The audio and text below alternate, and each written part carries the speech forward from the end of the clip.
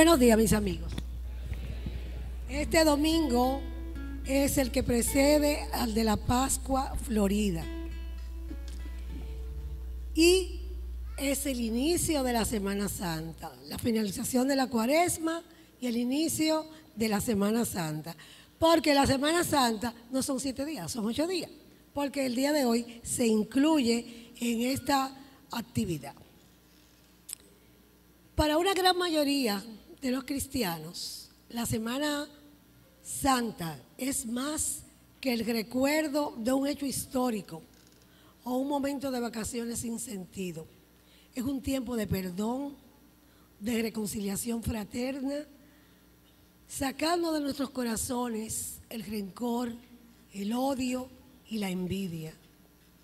Es el tiempo litúrgico más importante, dedicado a la oración, a la reflexión de los misterios de la pasión, muerte y resurrección de Jesucristo, el Hijo de Dios.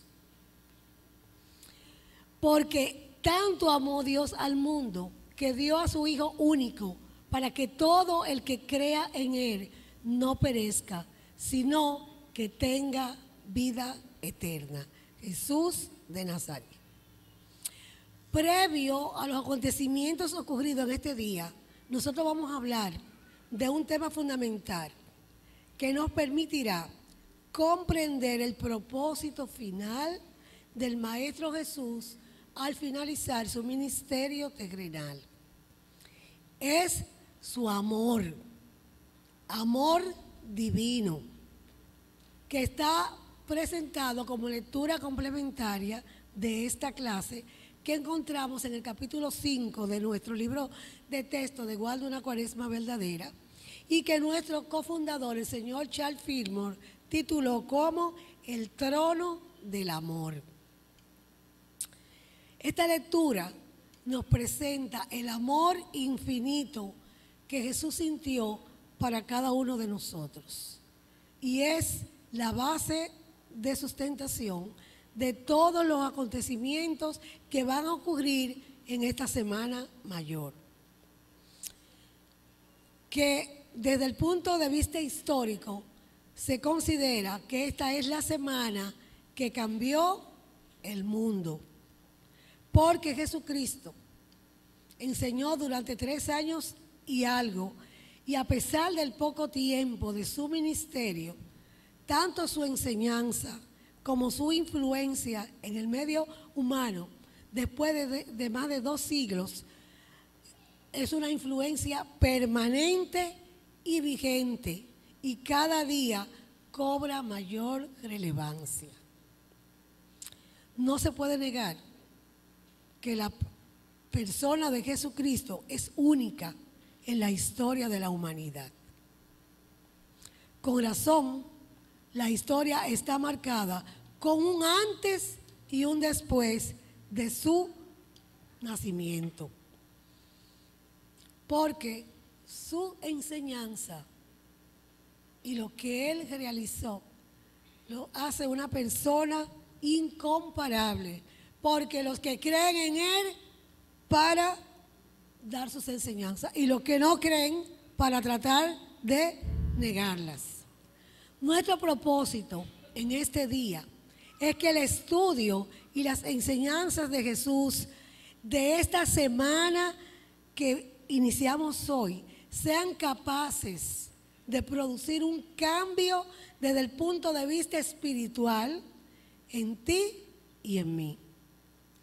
Para esto es necesario que podamos internalizar todo lo acontecido a partir de hoy para poder lograr un cambio en nuestro modo de pensar, sentir y actuar, para manifestar la conciencia crística como lo hizo Jesús de Nazaret, nuestro señalador del camino, el que nos dice: este es mi mandamiento, que os améis los unos a los otros como yo os he amado. Que nadie tiene más amor que este, que uno dé su vida por sus amigos. Juan 15, 12, 13. Hay personas, en el día de ayer nosotros teníamos un cineforum con La Pasión de Cristo de Mel Gibson. Muchas personas no quisieron venir porque no quieren ver tanta sangre. No quieren, eso es demasiado. Y nosotros decimos, puede ser, porque es una película, que se haya exagerado un poquito. Pero no podemos negar que todos estos acontecimientos sucedieron. Nosotros sabemos que los imperios, los soldados de los imperios no son nada fácil. Y en el día de hoy nosotros sabemos de grandes cosas que han sucedido.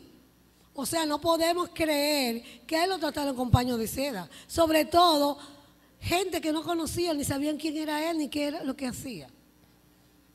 Y también sabemos que los fariseos hicieron su trabajo, porque sí sabían lo que había y creían, como todavía se cree en el día de hoy, que muerto el perro, se acaba la gravia. Y no saben que eso, al contrario, cada vez se eleva más. Pero aquí nosotros estamos viendo, y que decía que en esta película veíamos en esos momentos de dolor cómo él reflejaba ese amor para todo el que le estaba haciendo daño. Y estas palabras del Maestro Jesús nos están señalando que el amor es el máximo mandamiento. Pero este amor de Jesús tiene apellido. Es amor divino. Muchos de nosotros, seguidores de Jesús, nos preguntamos que por qué no hemos desarrollado ese amor divino. ¿Por qué no podemos perdonar a esa persona que nos ofendió? ¿Por qué vivimos criticando lo que hace el otro? Viendo su paga sin ver nuestra viga. Y la respuesta es sencilla. Porque nosotros hemos hecho una pared de separación entre los religiosos y los seglares, como vimos aquí con los fariseos. Como él no presentaba la religión como ellos lo creían, pues era reo de muerte. También hacemos esa diferenciación entre el bien y el mal. Lo que yo considero que es bueno, lo que yo considero que es malo, de acuerdo a mi punto de vista. Y así son todas las sociedades también.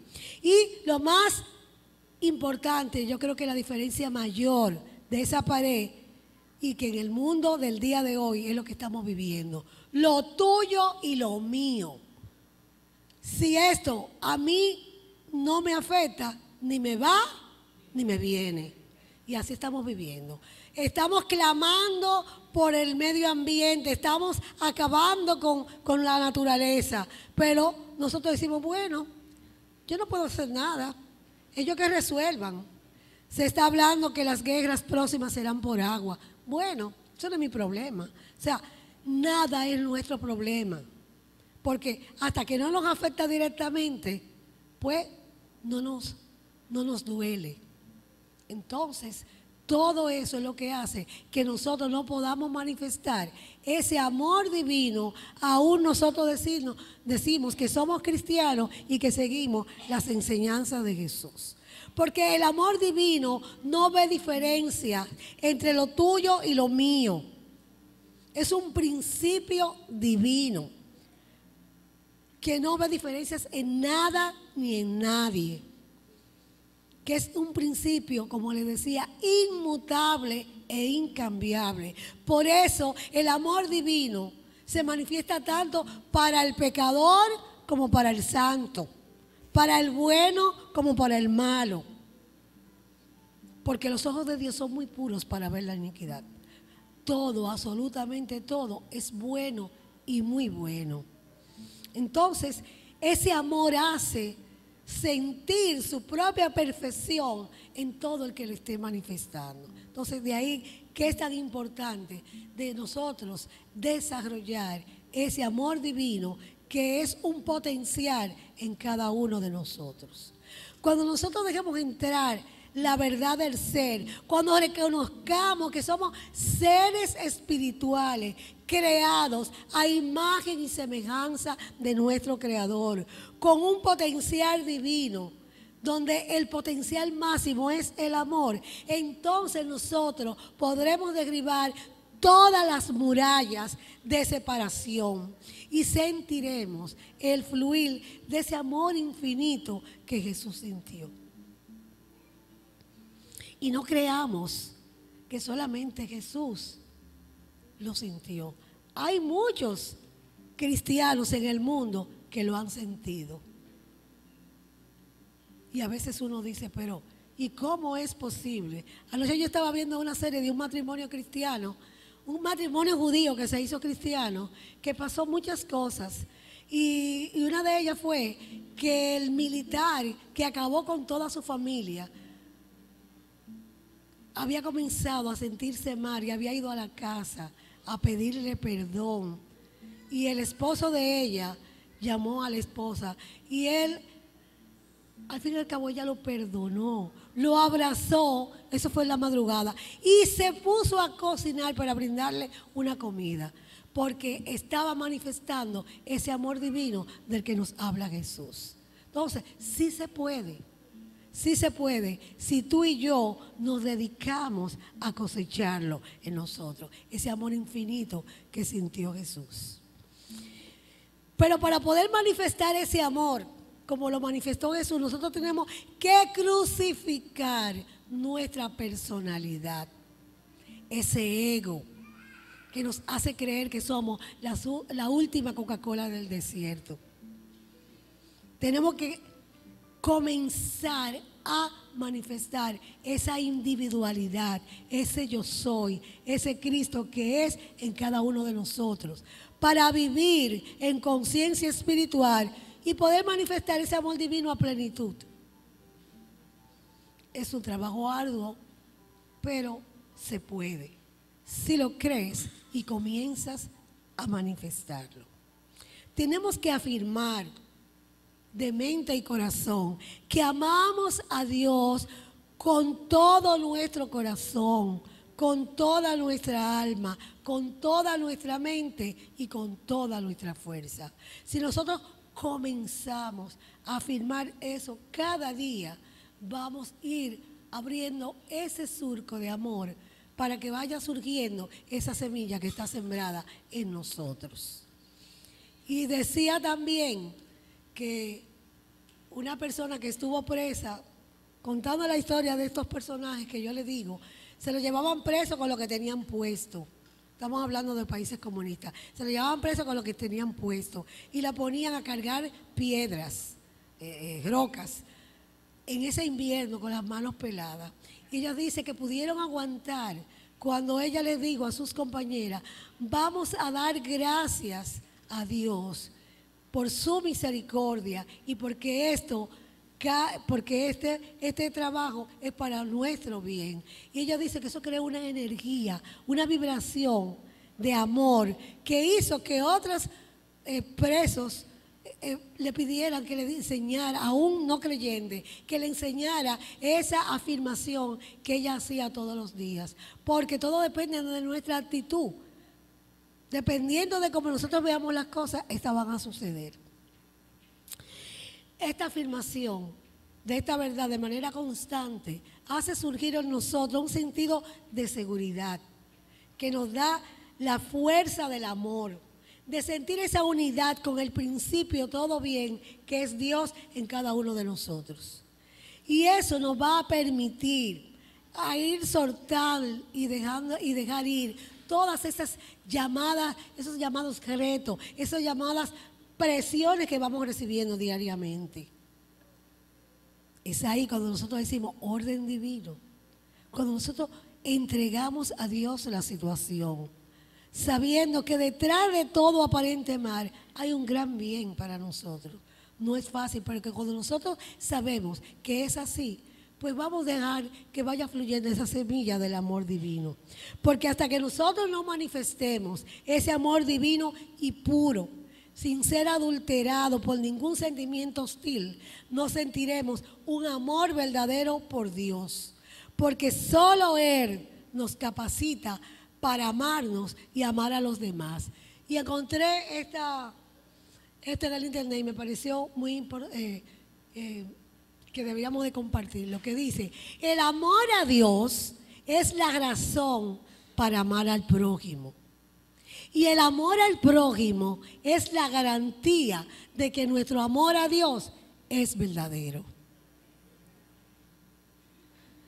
Este amor a Dios es divino, es inagotable, porque surge de esa fuente interna que es Dios en ti y en mí.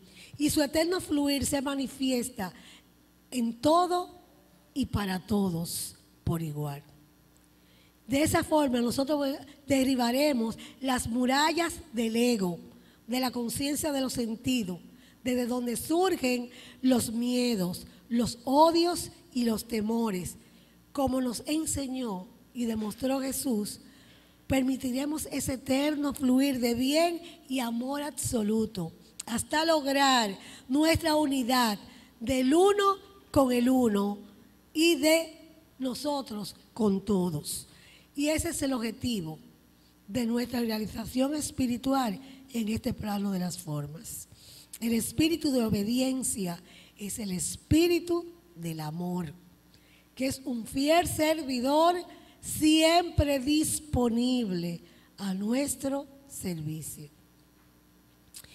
Y su servicio, cuando nosotros servimos a ese amor, vamos a manifestar la paz de Dios que sobrepasa toda comprensión humana. Es en ese estado de paz en que podemos entrar a Jerusalén, la santa ciudad, donde tiene su trono el amor. Y desde su sede, lleno de paz, con alegría y gozo, realizaremos que somos seres espirituales, viviendo una experiencia humana, donde solo el bien, que es Dios, se hace manifiesto en nuestras vidas y en nuestros asuntos. Es necesario que aceptemos esta verdad, que sepamos que es así, porque esa semilla está sembrada, pero tú y yo tenemos que abonarla, tenemos que echarle agua, tenemos que cumplir con los requisitos para que pueda fluir hasta que sea una flor poderosa en nuestras vidas. Y por eso en estos momentos yo te pido que cierres tus ojos por unos momentos para que te unifiques con esta oración en canto que nos habla que el amor es el antídoto universal que disuelve todos los errores concebidos por nuestra conciencia y es la única respuesta para cada situación, porque el amor es la clave.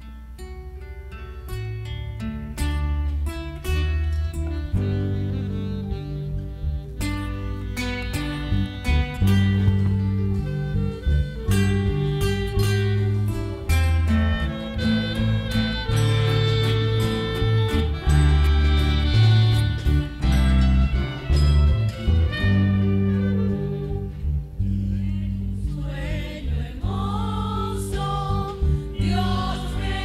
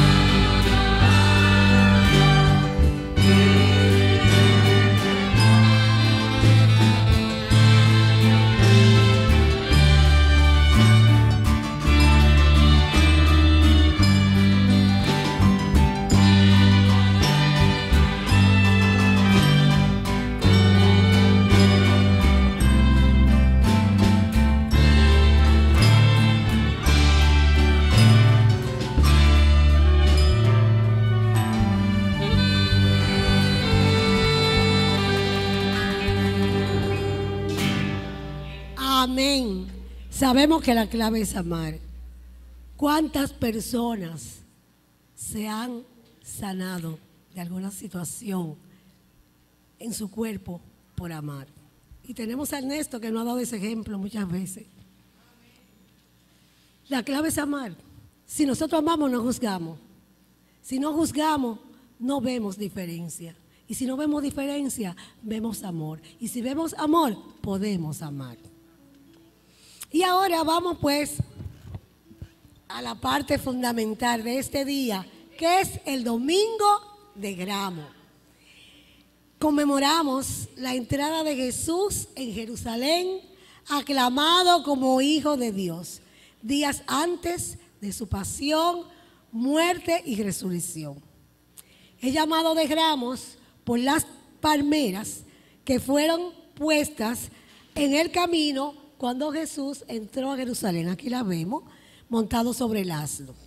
Según los estudiosos de la Biblia, este día marca el cumplimiento de la profecía de Daniel de los 77. Está en Daniel 9:25. Ustedes la pueden buscar en sus casas más adelante. Y tenemos una de las profecías más conocidas, que es la del profeta Zacarías, con relación al futuro rey de Sión, Zacarías 9:9, que ahorita vamos a hablar. También este acontecimiento dio lugar a las palabras del apóstol Juan 1, versículo 11, que nos dice: a los suyos vino y los suyos no le recibieron.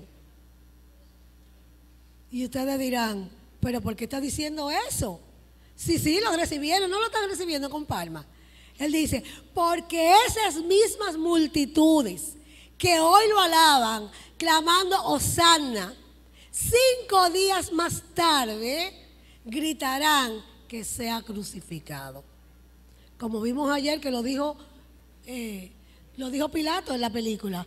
Pero este era su Mesías que ustedes clamaron hace 5 días. Entonces, cuando Pilato le preguntó, ¿qué hacemos con el Mesías?, le dijeron, crucifícalo.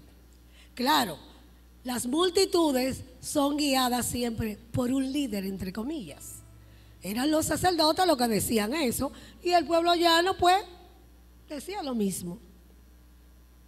Nosotros, como cristianos practicantes de Unity, tenemos nuestra propia interpretación de los acontecimientos ocurridos en este Domingo de Gramos, los cuales te ofreceremos a continuación para que puedas conocer la enseñanza que puedes aplicar en tu vida para continuar tu evolución espiritual como el camino trazado por Jesús, como nos indica la profecía de Zacarías. Vamos a ver la profecía. Zacarías 9:9, Wilfredo nos la va a leer. Hágase la luz. Regocíjate sobremanera, hija de Sión. Da voces de júbilo, hija de Jerusalén. He aquí, tu rey viene a ti, justo y dotado de salvación, humilde, montado en un asno, en un pollino, hijo de asna. Amén.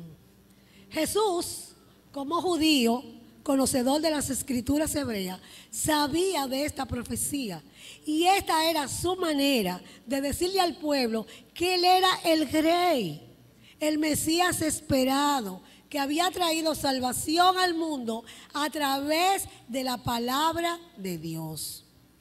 Su entrada en Jerusalén, montado en un pollino, hijo de asna, significa el cumplimiento cuando el yo soy espiritual dentro de nosotros se hace cargo y levanta todas las fuerzas carnales al plano espiritual de dominio, pureza y paz sobre nuestra naturaleza sensorial, lo cual explicó muy bien Juliana en la clase de ayer.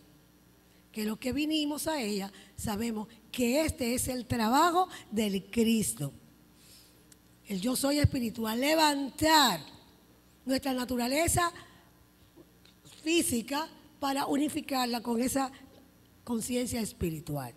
Las características del asno son mansedumbre, persistencia, obstinación y resistencia. Mientras tú más le das al burro, más duro se pone. Entonces, esas son las características, ¿verdad? Entonces, cabalgar sobre él es hacerlo obediente a nuestra voluntad. Los pensamientos de la conciencia sensorial que representan la multitud son los que reconocen que está ocurriendo un acontecimiento extraordinario en la mente y ellos obedecen con salva ahora, que es lo que significa la palabra hosanna. O sea, esos pensamientos que reconocen que está pasando algo en nuestro interior y entonces pues se regocijan y se unifican. Y nos están demostrando la obediencia alegre y el homenaje de todos los pensamientos de nuestra conciencia cuando vencemos un estado mental de error, simbolizado por bendito es el que viene en nombre del Señor. Cuando nosotros vencemos un estado erróneo en nosotros, estamos con el hosanna. Y cuando sabemos que hemos vencido y que se va a manifestar algo mejor, entonces decimos bendito el que viene en nombre del Señor. Esto es un cambio de actitud de la obstinación personal a la humildad y obediencia que conmueve a toda la conciencia. Y está simbolizado por esa entrada a la ciudad. Ya dijimos que espiritualmente Jerusalén es la santa ciudad y significa en nosotros la conciencia de amor y de paz como resultado de nuestras continuas realizaciones de poder espiritual. Está ubicado en el plexo solar, que es un centro vital del organismo detrás del corazón, por medio del cual nuestra mente subconsciente se conecta con el cuerpo físico. Es un gran centro nervioso y desde donde el espíritu envía su radiación a todo nuestro cuerpo. Y fíjense que cuando ustedes están impactados, a muchas personas les ha pasado, ya sea en un servicio, con una película, con algo, ustedes sienten que le da escalofrío, se sienten, es esa conexión que uno siente de esa energía vital que está conectada y se está manifestando. Cuando nosotros hemos tomado la decisión de entregar la personalidad al yo soy y nos afirmamos en silencio que no se haga mi voluntad, sino la tuya, al igual como lo hizo Jesús, se produce una conmoción. Y entonces escuchamos preguntas y nos preguntamos la causa. En el aspecto histórico, ellos dicen, ¿quién es este? Se preguntaba a la gente que quién era él. Entonces la respuesta es, este es el profeta, un profeta, uno que expone la ley espiritual. Jesús, el yo soy, de Nazaret, que es sitio de desenvolvimiento, y de Galilea, que es la actividad vital.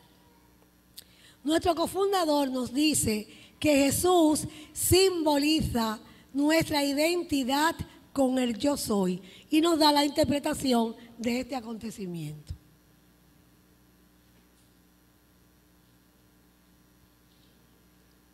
Óyeme, tú estás caminando para atrás, mi hijo, para adelante. Ahí, la otra, por favor. No, anterior. Ahí, la entrada a Jerusalén. Wilfredo, por favor. La idea de Jesús, la ida de Jesús a Jerusalén, es el último paso que damos en el desenvolvimiento preparatorio para el final. Cuando la personalidad es enteramente crucificada y el Cristo triunfa.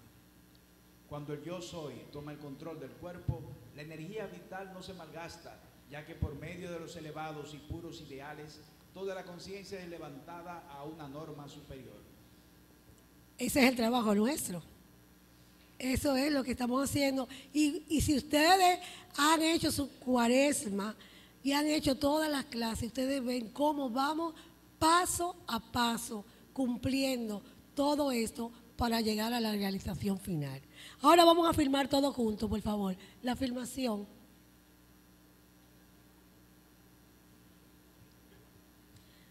En el nombre de Jesucristo, afirmo, el espíritu del que levantó a Jesús vive en mí y soy perfecto. En el nombre de Jesucristo, afirmo, el espíritu del que levantó a Jesús vive en mí y soy hecho perfecto.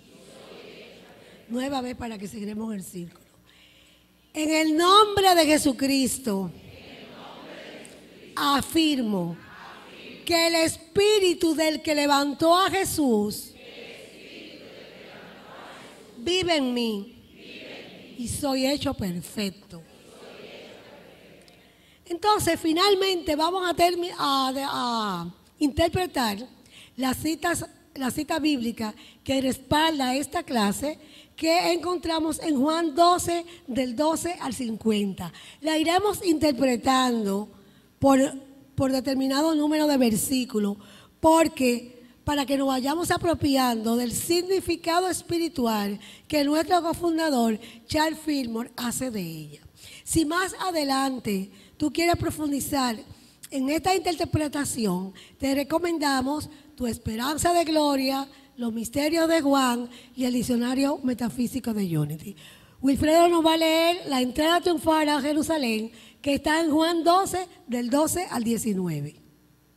El siguiente día, grandes multitudes que habían venido a la fiesta, al oír que Jesús venía a Jerusalén, tomaron ramas de palmera y salieron a recibirle y clamaban: Hosana, bendito el que viene en el nombre del Señor, el Rey de Israel. Y halló Jesús un asnillo y montó sobre él, como está escrito: No temas, hija de Sión, he aquí tu rey viene, montado sobre un pollino de asna. Estas cosas no la entendieron sus discípulos al principio, pero cuando Jesús fue glorificado, entonces se acordaron de que estas cosas estaban escritas acerca de él y de que se las habían hecho. Y daba testimonio la gente que estaba con él cuando llamó a Lázaro del sepulcro y le resucitó de los muertos, por lo cual también había venido la gente a recibirle, porque había oído que él había hecho esa señal. Pero los fariseos dijeron entre sí: ya veis que no conseguís nada, mirad, el mundo se va tras él. Amén. La entrada triunfal de Jesús a Jerusalén y la manera como la multitud lo recibió representan un entusiasmo pasajero, resultado de las demostraciones externas.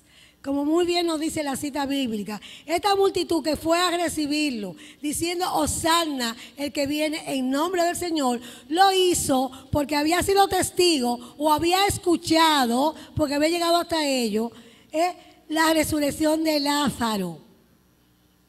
Su homenaje a Jesús estaba por las señales que habían visto, no por la convicción interna de la verdad que da fe a los seguidores sinceros. Las palmeras simbolizan realizaciones en lo físico, pero que son limitadas en el poder de la fortaleza. Es decir, tenemos realizaciones físicas, pero no en la profundidad que es el poder de la fortaleza. En el día de hoy son muchos los que creen porque ven señales físicas y demostraciones externas de poder y fortaleza y aceptan la filosofía que las manifiesta. Vimos ayer cómo el mismo Herodes decía: hazme un milagrito para creerte, y los mismos sacerdotes le decían: haz un milagro para nosotros creer, haz algo. Pues él había hecho muchísimo, pero ellos no creían, porque no hay más ciego que el que no quiere ver. Entonces, nosotros Actualmente vivimos así de señales.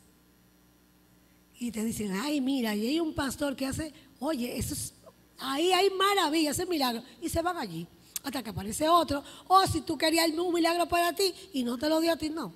Eso no funciona para mí. Entonces, vivimos con un entusiasmo pasajero, movido por la curiosidad y desaparece rápidamente porque no hay compromiso.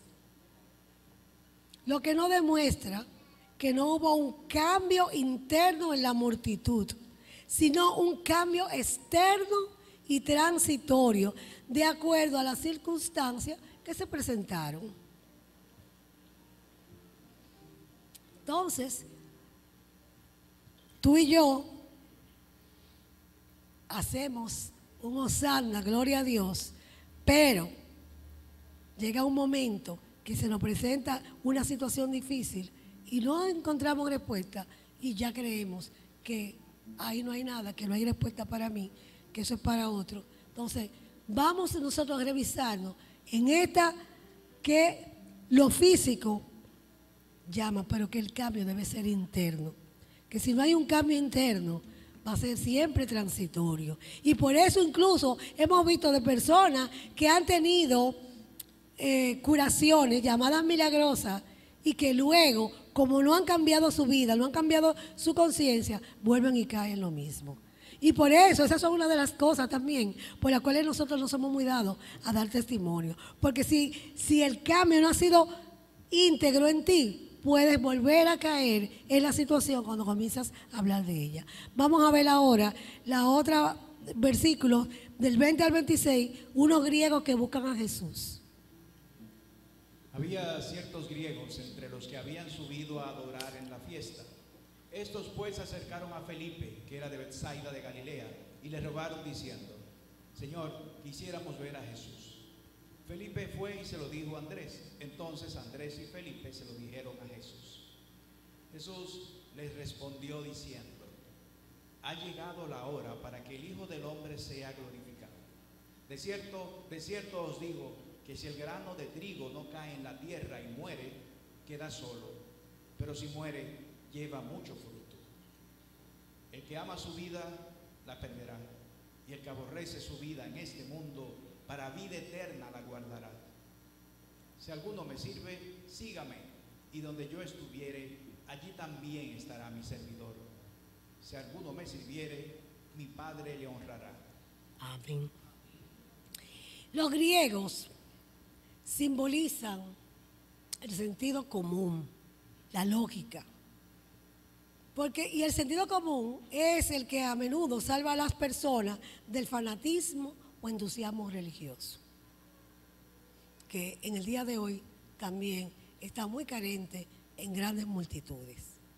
O sea, los griegos representan el razonamiento intelectual, el lado práctico de la naturaleza humana. Se piensa que ellos eran convertidos a la fe judía, pero yo diría más, ellos eran ya seguidores de Jesús, porque aunque la Biblia no nos hace ver, según algunos estudiosos, es que ellos ya han escuchado de que a Jesús lo quieren matar, pero ya los rumores son más fuertes y ellos quieren advertirle de esta situación. Y aunque no nos lo dice la cita bíblica, implícitamente por la respuesta de Jesús nos damos cuenta que es así. Ellos, fíjate que aquí te dice que buscan a Felipe, que era de Betsaida de Galilea. El nombre de Felipe es un nombre griego. Entonces, aunque él era judío, parece que era ciudadano griego y ese fue el contacto para ellos acercarse a Jesús. Y entonces, yo siempre he dicho, y mi estudiante de Biblia sabe que yo le he dicho, que Andrés era el anillo mayor. Él era el jefe del anillo de Jesús. Nada sucedía si Andrés no estaba listo. Aunque el papel de Andrés posteriormente no ha sido tan magnificado. Y eso era lógico, porque ¿qué es Andrés? La fortaleza. Entonces, Andrés le hace saber a Jesús que estos griegos quieren hablar con él. Esto significa que la razón, los griegos, actúan por medio del poder, que es Felipe, y de la fortaleza, que es Andrés, para poder contactar al yo soy, que es Jesús. Si tú quieres contactar a tu yo soy, tú tienes que tener una conciencia clara, sin fanatismo, y unificarte con ese poder y esa fortaleza para hacer contacto con ese yo soy, que es Jesús en ti. Pero cuando el yo soy es llamado a descender de su elevada entronización espiritual a la contemplación de la vida práctica, se restaura el equilibrio, porque reconoce la ley para dar de su ideal a toda la conciencia. Es decir, cuando nosotros llamamos ese yo soy para que está dentro de nosotros, para que baje a nuestro corazón, para que haya, entonces nosotros lo llenamos de esa idealidad que es de ese yo soy, que va a llenar nuestra conciencia. Para nuestra conciencia superior, o sea, para ese yo soy, esto es semejante a la muerte de un ideal. Pero esto es solamente una condición temporal. Por eso es que dice que tiene que morir. De cierto digo que si el grano de trigo no cae en la tierra y muere, queda solo. Pero si muere, dará mucho fruto. Es decir, cuando nosotros decidimos por sacrificar lo menor para poder obtener lo mayor. Y porque sabemos que esto va a ser una condición temporal. Porque eventualmente vamos a tener nuestra resurrección con más vida y más poder. Nosotros lo entendemos, como le decía, cuando Él nos dice, de cierto os digo, que si el grano de trigo no cae en la tierra y muere, queda solo, pero si muere, lleva mucho fruto. Nosotros sabemos que la tierra es la manifestación. También vamos a decir que es nuestra conciencia física para traer a manifestación eso. Y esta comprensión es la causa de que no temamos perder nuestra vida por el servicio del bien. Por eso es que Jesús dice, no Padre, si es preciso pase esta copa, mas no mi voluntad, sino la tuya. Cuando nosotros estamos dando nuestro bien menor por un bien mayor, porque sabemos que finalmente vamos a encontrar esa vida que en apariencia perdimos y va a volver crecida y multiplicada en el espíritu morador. Ahora vamos a cuando Jesús anuncia su muerte. Ahora está turbada mi alma. ¿Y qué diré? Padre, sálvame de esta hora. Mas para esto he llegado a esta hora. Padre, glorifica tu nombre.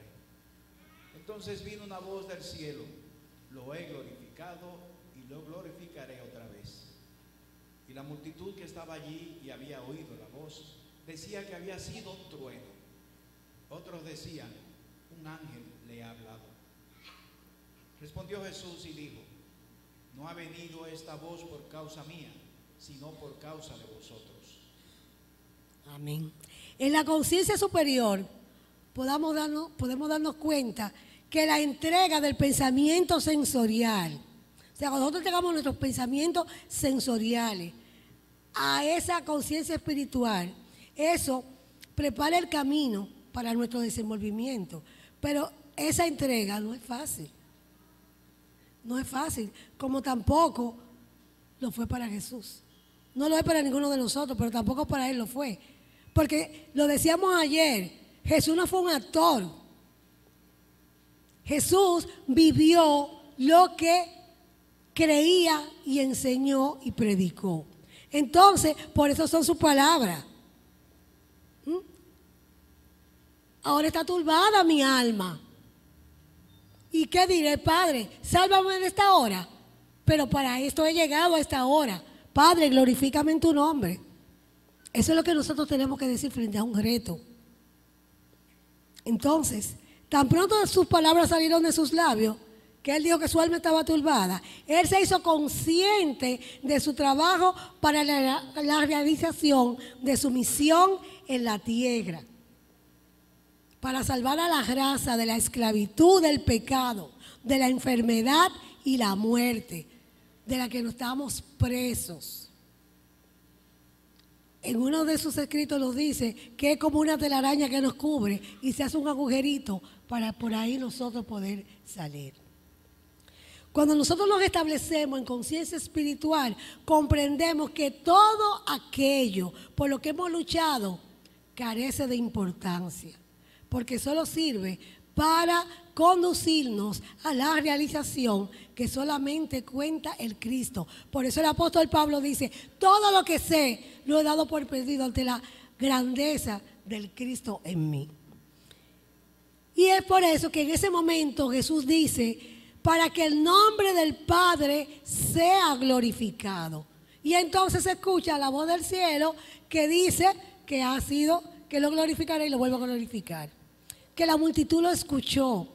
Si nosotros analizamos todo el ministerio de Jesús, veremos que es la tercera vez que se escucha esa voz en momento trascendente de su ministerio.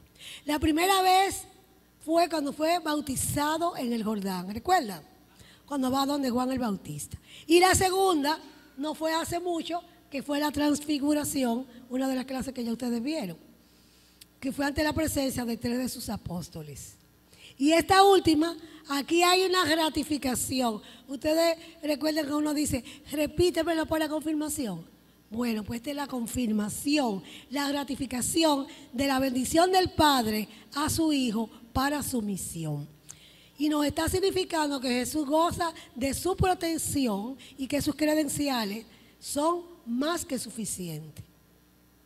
Por tanto, no hay nada que temer, porque sin importar las apariencias, finalmente la gran demostración será una realidad que saldrá a la luz. Y eso nosotros lo sabemos.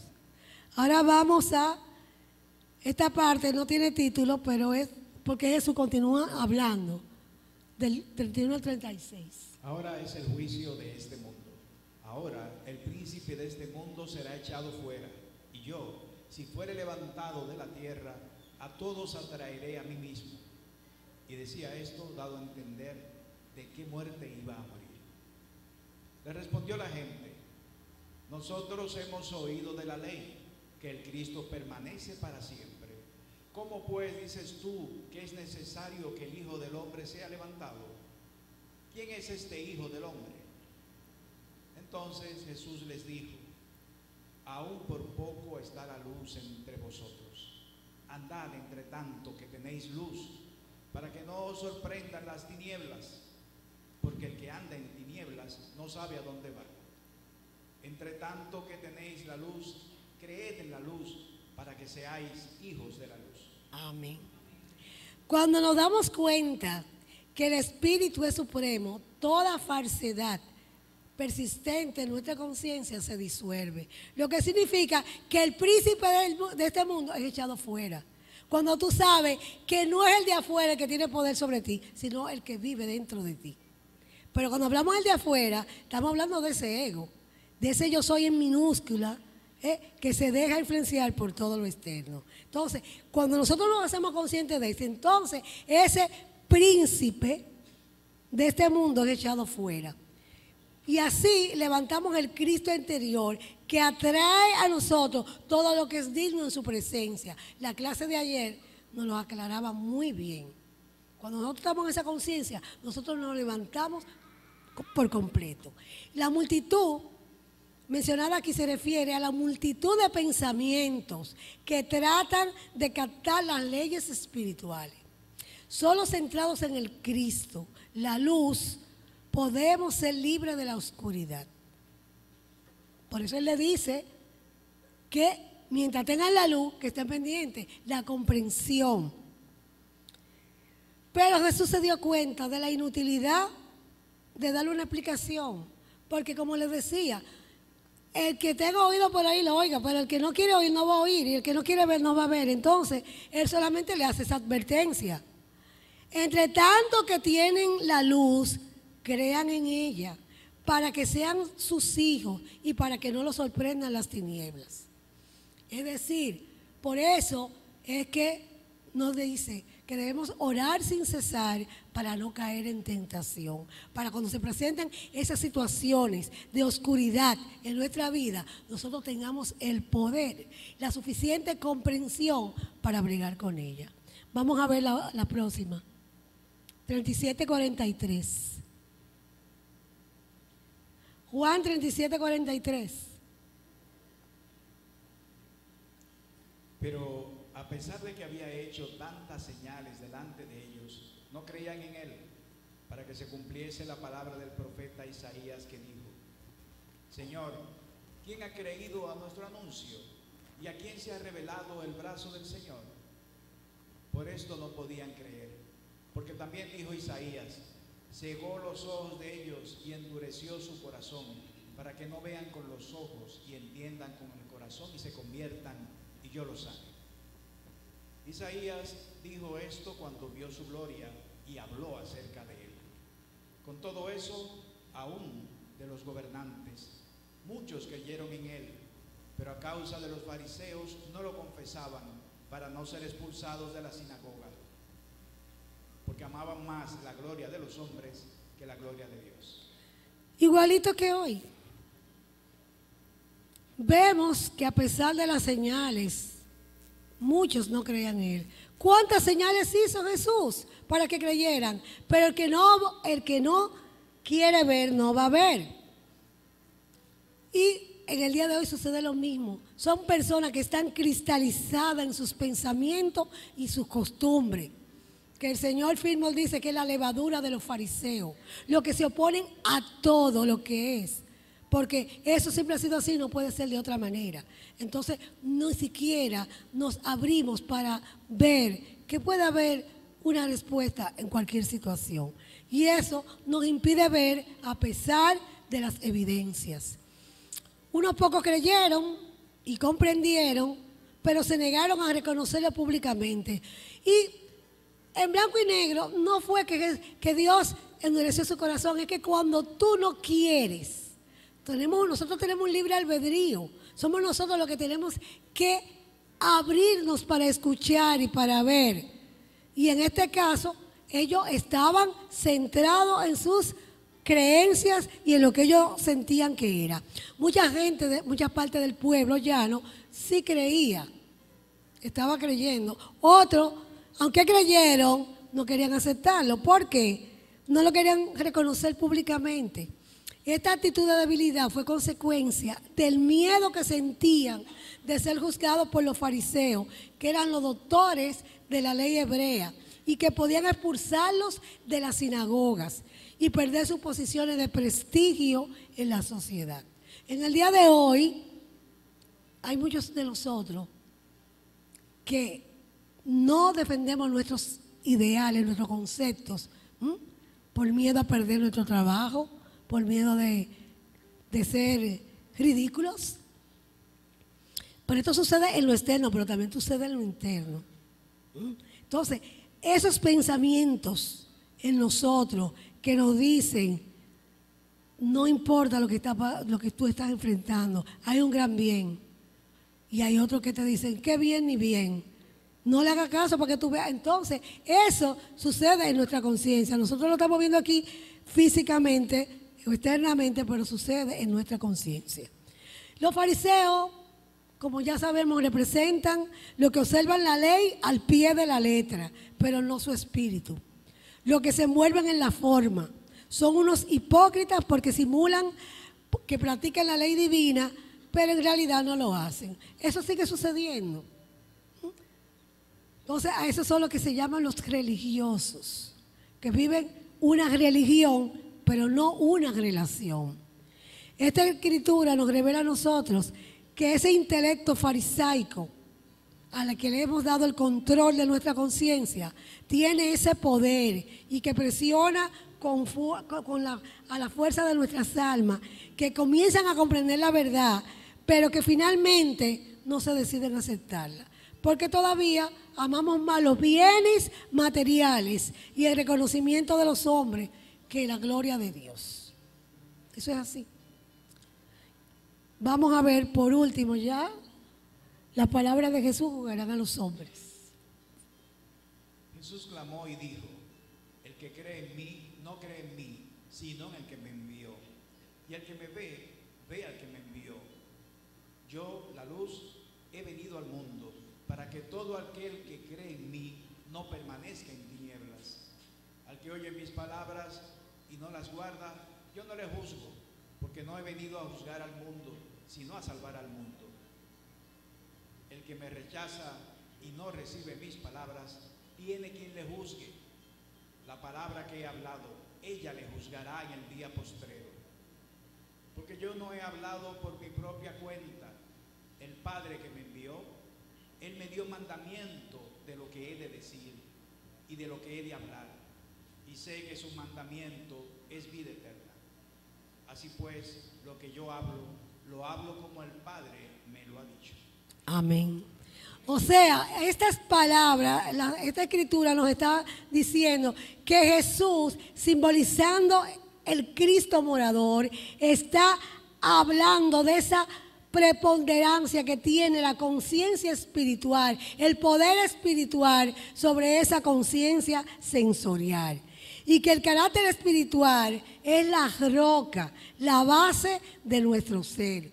Por eso Él urge a la multitud de pensamientos bajo la luz de la comprensión, de que se den cuenta de que su redención solo es posible por medio de la aceptación de su unidad con el Espíritu.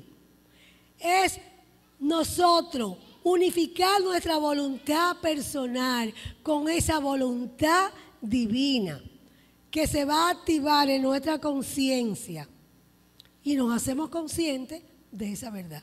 Cuando tú dices, no mi voluntad, Padre, sino la tuya, es que nosotros unimos nuestra conciencia, nuestra personalidad totalmente ya disminuida, dejando que esa individualidad, ese yo soy, se manifiesta en nosotros. Entonces, esta es la gloria verdadera, la unión y la fusión de todo el ser en la mente divina.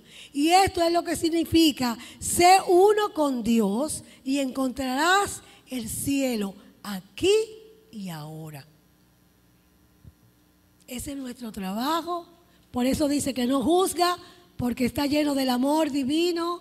Está en conciencia espiritual. Y en conciencia espiritual que nosotros podemos, unificado a ese yo soy en nosotros, manifestar y decir estas palabras que dijo el Cristo. Ahora vamos a hacer la afirmación que nos dice: el espíritu trascendental del Cristo está en mí.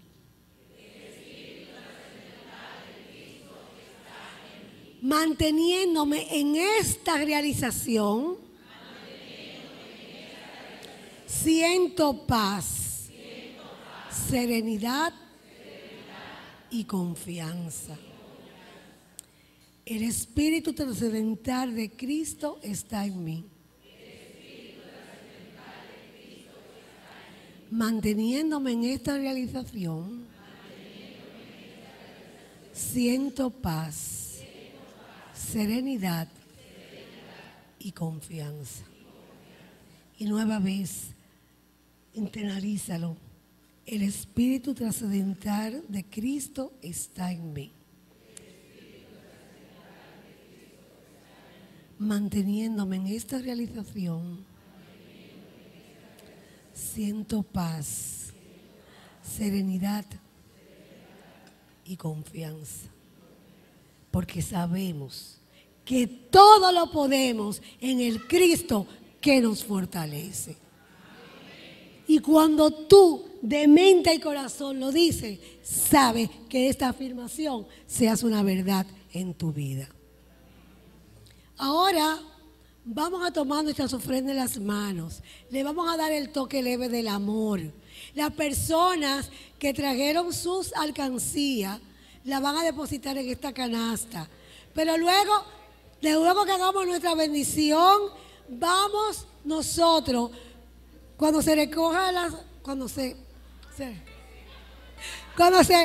entreguen las ofrendas, vamos a ponernos de pie con nuestras palmas, reconociendo ese Hosanna, afirmando que el Hijo de Dios viene montado en un pollino. Vamos a tomar nuestras ofrendas primeramente. El amor divino fluyendo a través de mí bendice, engrandece y multiplica todo el bien que tengo, todo el bien que doy y todo el bien que yo soy aquí y ahora. Amén.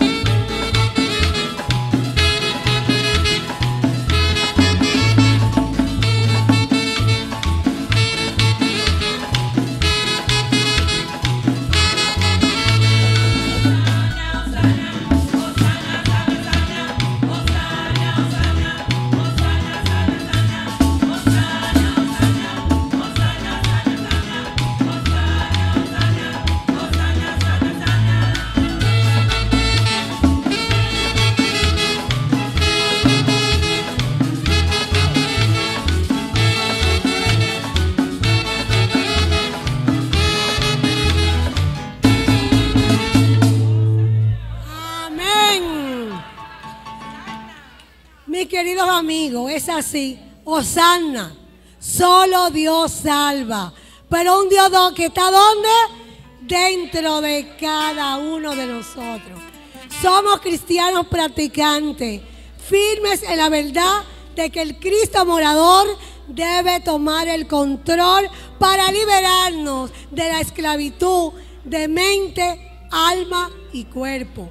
Esto es posible por nuestra convicción, está basada en la roca de la fe, que la verdad es en nosotros sin necesidad de señales externas. Hemos tomado la decisión de entregar nuestra personalidad para que la individualidad, el Cristo, se manifieste a plenitud. Y en esta comunión con la mente crística reconocemos que Él es el único sendero, el único camino para nuestra regeneración espiritual. Y por eso es que vamos todos juntos. Yo soy el camino, la verdad y la vida. Dios le bendice, mis amigos.